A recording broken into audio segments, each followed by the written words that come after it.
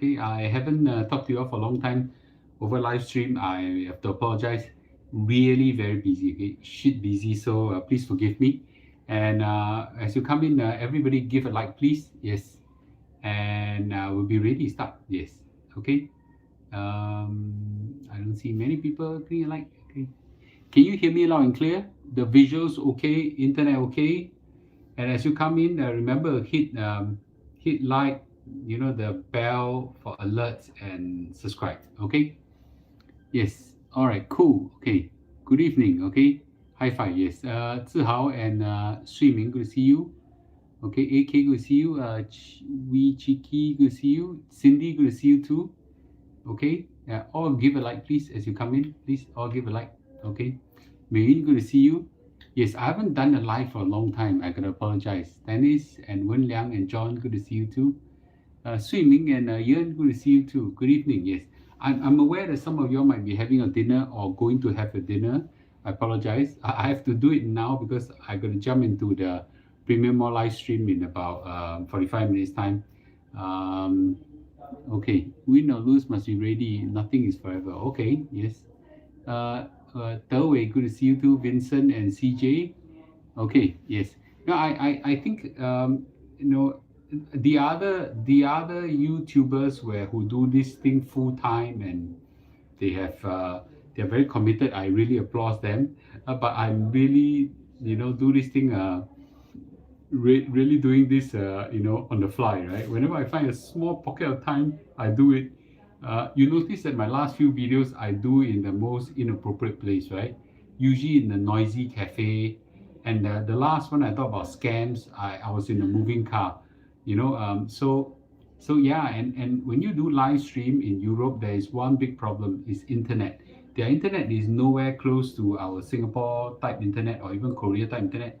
So I've got to find a good place with coverage.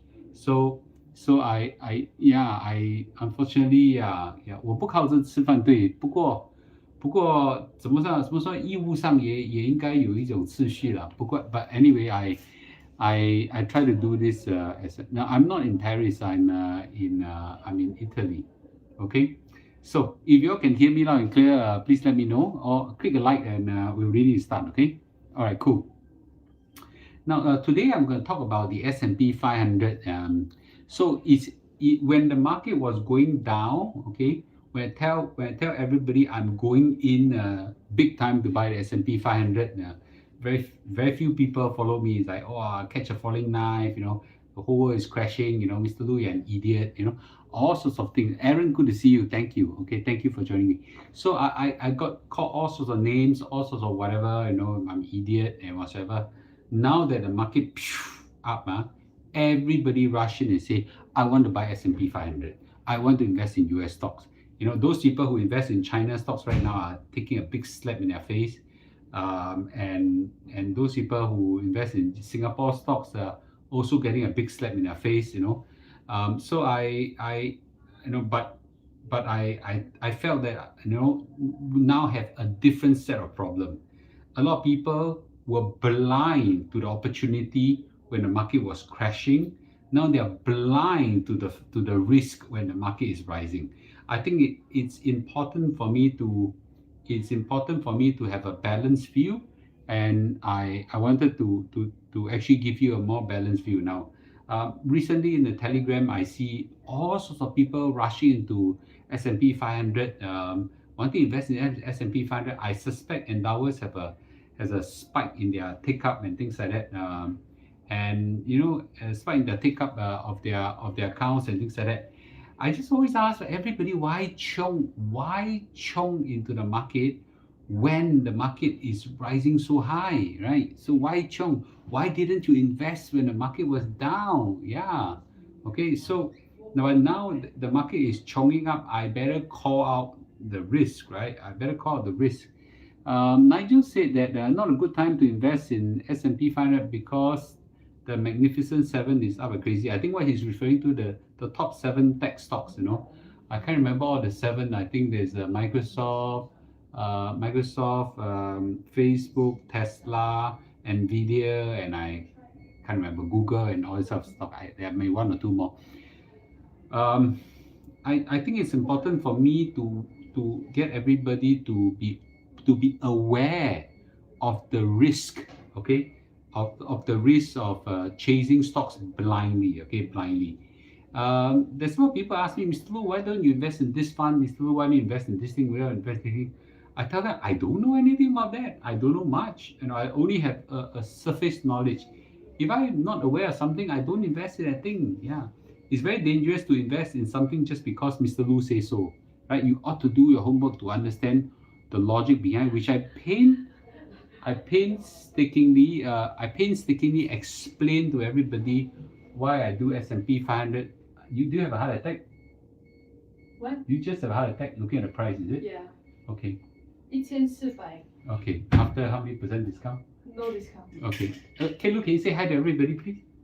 Okay. One is inside community. Hi everybody. Long time no see. Hello. It's been like a month since I last appeared on my dad's stream. But hi everyone. Okay, I need to go and change. Okay. Can you just pull up the dress? Oh yes. Okay. How much is this? I have no idea. 1,000 plus, is it? Oh, want to make a guess, everybody? Okay. How much is this dress?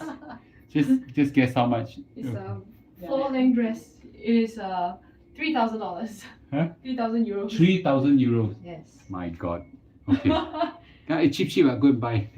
Sorry guys for distraction. Okay. Yeah. How much is that also? Sorry guys. So clearly we're in an expensive place. Okay. So that was Kate Lu. Everybody, thank you. Okay. So let me again. Sorry for distraction. Okay. Today I saw a note, and this really the straw that broke the camel back. I want to actually talk about. I want to talk about this. So this is something that he wrote. He said, "Hi guys, need some advice. I've sold my HDB last year and poured all my OA into S&P 500. That was about May last year, according to him. Okay, S&P 500. I've applied for another BTO, which will be ready in 2027. So now it's 2023, 2027, about 4 years. I'm thinking whether to let my amount in S&P 500 invest all the way until I'm 55, or let go when my BTO is ready. I'm 41 years old, by the way. Any advice?" Clearly, he has a lot of money. He whacked into S&P 500 when it was May. The time was not that cheap, not that cheap. Okay, can someone figure out what was the S&P 500 when it was in when what's the S&P 500 when it was May last year? But I suspect it would have been maybe 3009 or so. So he makes about 10% gain so far. So I don't know how much his proceed from the S&P 500 is. My guess, sorry, the proceed from his HDB is, my guess, maybe $200,000. So he probably sitting on a decent profit of maybe $10,000, $20,000, $30,000, which is good for him and things like that, right? And anyway, so that's so clearly he's 41 years old. So let me make a balanced comment about this case and also about general case. Okay, number one is always never good to be overweighted in one asset. Okay, it's never good to be overweighted in one asset. I met a friend who is an expert agent, real estate agent.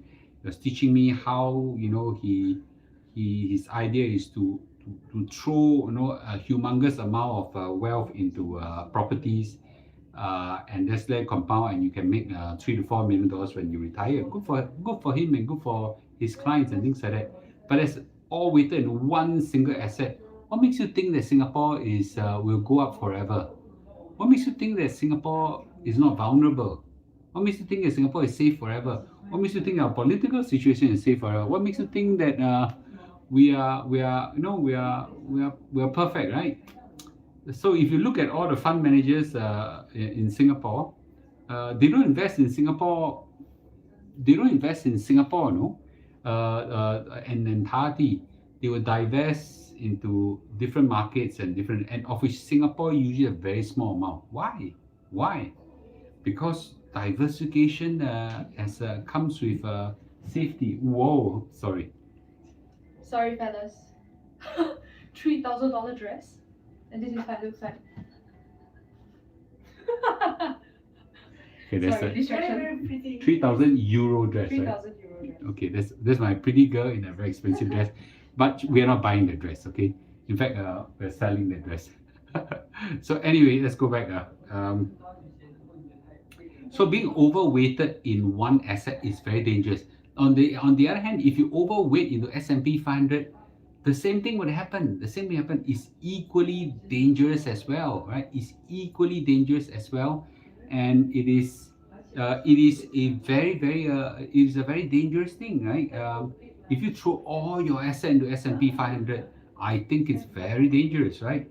Mm, I like the S&P 500. I've threw $1 million in this crash in the S&P 500 and Nasdaq, but I'm not overweighted on them. I have assets. I have cash. Okay, I have a substantial amount of cash I see on the side. I have businesses. I've got businesses. I've got angel investment in businesses. I've got my CPF, which is I've got my CPF, which is my SA and my MA, and I've got HDB house, and I've ignored my JB house, the one buy and forget, right? So I spread my asset all over, right? I spread my asset all over, of which S&P 500 is only one. Okay, S&P 500 and Nasdaq is only one of my asset. I don't think I have more than 30%. I actually never go and calculate. I don't think I have more than 30% in S&P 500 and Nasdaq. So I think one must be aware that the S&P 500 and Nasdaq can crash by more than 50%. Yes, it has happened before, and it can happen again. So I think, in the words of Warren Buffett, if you cannot stomach a crash of 50%, then you should have no reason to be in a stock market. Okay, and I think it's very important for me to reiterate that to everybody, that if you want to invest in the stock market, you must be willing to stomach a substantial amount of volatility, and this volatility can last for a long time. Okay, the longest the S&P 500 and the US stocks have ever stayed stagnant for a long period of time was 10 years.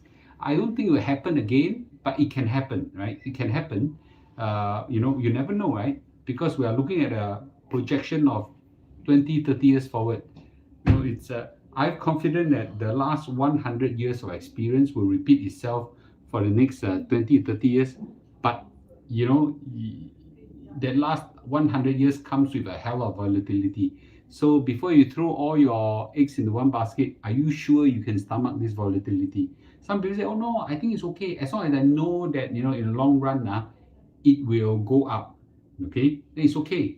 It's not true, no? When the market crash, all lao jiu, all they pee their pants, right? If you have not pee your pants, why didn't you invest when the market was crashing the last round? So it is something that we all need to know, that very few people can tahan the terrifying volatility of a stock market. Okay, a lot of people are afraid of ghosts. I can assure you that when the market crashed by more than 50%, it's more scarier than seeing a ghost. Okay, yes. So I think that's the first thing. Okay, the second thing is that I will also extrapolate and say that it's very dangerous to leverage yourself financially for any asset, house, stock market, crypto, whatever. The minute you touch leverage, okay, it is dangerous. And a lot of people say, oh, don't worry, leverage house is okay, right? Leverage house is okay, right? Then a lot of people went to buy 2, 3 houses. Nowadays, I think it's difficult with the ABSD. And then they leverage themselves, they decouple, leverage themselves. I think the Straits Times have already published a case study of someone who leveraged and crash and burn, right? So leverage is a double-edged sword. It makes your return higher and make your risk higher as well. So don't think that you can. Mayin say it correctly, right? the minute you leverage and lose your job, see what happened to you, right? Yeah, a lot of people say, oh, a lot of people think that our good days will last. We are now in the golden age, right? We're now in the golden age of Singapore. No, no country in the world has a golden age that lasts forever. And Singapore's golden age, I hope it will last forever. So we are about, in the words of Lee Kuan Yew, we are very small and very vulnerable, and things can change very quickly and very quickly and very drastically. So I think it's very important for us to have this self-awareness. Okay. So anyway, leverage is very dangerous. So I think if you put all your money from your proceed of your HDB into a S&P 500 and then leverage your house, that's indirectly leveraging a stock market. I would be very cautious of doing that, right? So I think the right answer should be diversify out into different assets. Okay. Now some people say, Mr. Lu, I got no money, diversify. Then go and make money, earn money, whatever you need to do, right? But spread some into a house, some into stocks, some into different kind of stocks whatsoever. So the idea is to spread as much as possible. As you can see, I spread a lot out as much as possible. So should something happen, right? Okay, I'm not wiped out. That's why I'm not wiped out. That's why I tell everybody one of the safest thing, not totally safe, but one of the safest thing you have is your CPF. Your CPF is very safe. Okay, your CPF is very safe. And I think that's something that you should consider, right? Now, some people say that for diversification, what should we do? The ideal diversified asset should be one that, let's say your main asset is property, right? Your second asset must have some negative correlation with your main asset. If everything go up in the same direction at the same time, then that's not then might as well just buy one. It's a total correlation, right? So some people say, oh, I buy Nasdaq and S&P 500, is that diversification? No, I don't think so. They're almost directionally the same. Yeah, it's just that the degree of volatility is different. So what I do is I buy some stocks, some bonds. Usually they move in different direction. Okay. I have businesses that don't exactly correlate with these stocks as well, and some other investments here and there. So I try to diversify as much as possible. Ideally, I should take up some position in property, which I don't quite like because they involve a huge amount of leverage, which I don't like. But I would say that don't be in the name of diversification, go and put money into high risk dangerous asset, crypto, China stocks, and Singapore non-bank blue chip stocks, Singapore index stocks, and all these are, in my opinion, very dangerous, and not worth my risk. I am not putting money into them. If you want to put money in them, it's on yourself.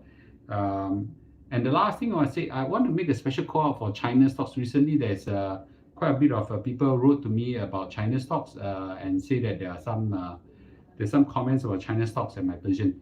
A lot of people say, oh, you should invest in China stocks when they are in their low, when whole economy is shit, therefore you must invest in them. I'm a big contrarian investor in the sense that I always buy during crashes. So China right now is crashed. Should we invest in them? I think China is a different animal. China is a different animal. I would say that China has jibaboom risk. That means that it's there's a risk that it may never recover. Okay, do I want to stomach that kind of risk? I can, if you really want. If I really want, I put a small amount of gambling money inside. But to put a substantial amount of cash inside, believing that you will turn around based on what? Based on what? Based on time? Based on belief in the Chinese, right? Okay, it's just pure speculation and gambling, right? So the China stocks right now are, first of all, the Chinese stocks have a lot of accounting irregularity. They face a lot of policy risks that are uncertain, unpredictable, and illogical at times. China has a huge loss of confidence during COVID that may take a long time to recover. where they shut down the economy, causing a lot of foreign companies to pull out their production capability out of China. And this basically caused a lot of loss of jobs and things like that. The youth unemployment is 20%, and that is already an understated number. Okay, the real estate bubble has burst, and I don't think the real estate will recover for quite substantially a long period of time. So with all this kind of risk involved, I think I don't need to take that kind of risk right now. Is it possible that now they're down and then tomorrow and time to come they'll recover by 10, 20, 30%? Of course, it's possible. Anything is possible. But why do I want to take that kind of risk, right? It's unpredictable risk. Okay, it's totally unpredictable. Yeah, so it's something that I wouldn't be betting on, right? That kind of risk I don't need. 2015, the stock market rose to all-time high and crashed and never recovered from then till now. Imagine in 2015, you bought at a peak. What happened, right? So it's an unnecessary risk that I prefer not to take. You can go ahead and take it, right? But I don't think I want to take that kind of risk. Okay, so I hope that this is clear with everybody what my position is. Okay, yep. Pei Chun said my China stocks chiba boom and stay low for 8 years. I'm sorry for you. Okay, 8 years ago I never make any YouTube videos or wrote any comments on this. Yeah, China stocks. I don't even know what Alibaba has gone down by right now. Right, Alibaba is I've got a colleague which when Alibaba was $280, he went in a substantial amount. Yeah, so yeah. What bonds do I buy? I buy US Treasury. Yeah, Chiking very confident will increase 10 times. I told Chiking many times he should diversify. Alibaba is $80 now. My goodness. Okay, I told him many times. Okay, I told him many times. He was working with me one period of time. I told him many times, diversify, diversify, diversify. Right. Of course, someone can quote me. Diversification is only for idiots, right? So Mr. Lu is an idiot. He loves to diversify, right? Yeah, because we are not Charlie Munger. We are not Warren Buffett. Okay, so therefore, relative to them, we are idiots. It's fine. Diversify. Yeah. Are you selling a Singapore stocks now? I'll probably not sell them for a long period of time. Okay. Your theory of men are more emotional in stock market are getting more and more true. Yeah, I've seen it empirically. Okay, empirically, right? It's okay to be a millionaire idiot. That's a good point. Yeah, if I'm a multi-millionaire, I'm okay to be called an idiot. It's fine. Okay, yes. Even Charlie Munger has been scammed by China stocks. Okay, yeah, I seriously wouldn't want to take the kind of risk. I'd rather be an idiot with wealth than a genius who's broke. That's a good statement, man. Yeah, I'm gonna take a picture down of that quotation. Okay, yeah, yeah. Okay, thanks. All right, great. All right, good. Okay. Any questions? Okay, any questions, guys? Any questions? Okay, okay. Just to sum up for those people who just came in, when you invest in S&P 500, don't be blind. Okay, S&P 500 although the last 100 years have carried a track record of a substantial amount of growth, it can have a huge amount of volatility and sometimes crash by 50%. Not everybody can stomach that kind of risk. If I've not gone through, I'm not even sure I can tahan a 50% volatility easily, right? So if you cannot tahan that kind of risk, then you have to rethink. You really want to throw everything to S&P 500, okay? And the next thing is that all of us should consider diversifying in different assets. They are negatively or uncorrelated one another that compounds over a long period of time. Okay, all right, cool. What do I think of T-bills now? T-bills as the US Treasury or government T-bills? Government T-bills are very safe. Singapore government T-bills are very safe. How do I buy US Treasury bonds? US Treasury bonds, you can Google them, you can buy them. I will buy the US Treasury index, but that requires algorithm to calculate, and I'm not going to educate everybody because that one is too complicated. So that's something I don't want to venture into. Okay, I'm new to investing in US. Are we buying the SPY? What platform? But Wing Yip, Tam Wing Yip, you can ask that question in the Telegram channel. I have a 1965 Telegram channel which I keep encouraging everybody to join in. Okay, it's okay. I'm trying to. It's a 1M65 Singapore. Okay, there is okay, there is about 29,800 people there. Okay, a lot of community expert there that will teach you and guide you. You should go there and listen. Okay, again, I'm only one of the participants there. A lot of people there. Okay, it's a bit noisy, but you will learn things from there. Okay, so do join this group and get some advice. From everybody, and with many data points, then you decide what is right for yourself. Okay, okay. So sorry, I missed out. What happens if Japan abandon their QE? I don't know. I don't know. Okay, Japan is the third largest economy in the world. If they abandon the QE and go into quantitative tightening, the yen will go up, and as a result, I think the Sing dollar will go up. Oh, I know MAS will make less losses. Okay, what's your view of Hong Kong Hang Seng? Has been pretty bad. Hong Kong Hang Seng is just a proxy for China. Yeah. So if China is down, I think Hong Kong will be down. Okay. VUG, SCHT, ETF can buy. I don't even know them. Yeah, I cannot advise something I don't know. Okay. Would a portfolio of US Treasury bonds and US stocks be overweighted towards US? Yes, of course. But at least they are negatively correlated. So not so bad. Okay. Would SSB consider the same class as cash? No, with their bonds. Okay. Mr. Lu, even if you retire at 55 and have your CPF OA with endowers, would you still leave it invested with a Monday Line Global? Why not? First of all, I'm not going to retire at 55, but I will still keep it and let it compound for a long period of time, 20, 30 years. I probably have at least a 20-year time horizon before I retire. Okay. Okay. What do you think of FD rates for Q1 2024? I don't know, man. I'm putting in my previous video, I said I put money into FD mainly now because the scams have gone up. So I put a lot of my money now into FD, into Treasury bill, T-bills, and all this is a protection mechanism. It's just damn scary. And here I want to reiterate what I said yesterday in my video.